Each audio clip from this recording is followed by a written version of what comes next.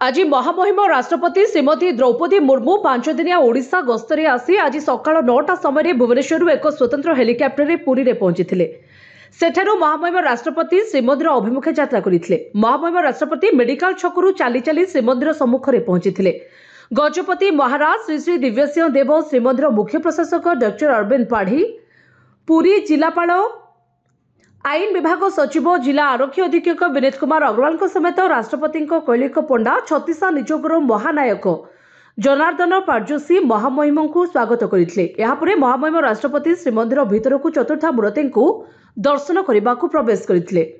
महामहिम राष्ट्रपति सहित झीओ एवं नातुणी एवं मुख्यमंत्री मोहन चरण माझी उपमुख्यमंत्री प्रभाती परिड़ा सांसद डॉक्टर संबित पात्र प्रमुख श्रीमंदिर को जाइए। महामहिम राष्ट्रपति 7 पाहाच दे जय विजय द्वार बाटे गर्भगृह को प्रवेश कर चतुर्था मूर्ति को दर्शन करते। श्रीमंदिर भितर महालक्ष्मी एवं विमला को दर्शन कर पूजार्चना करते।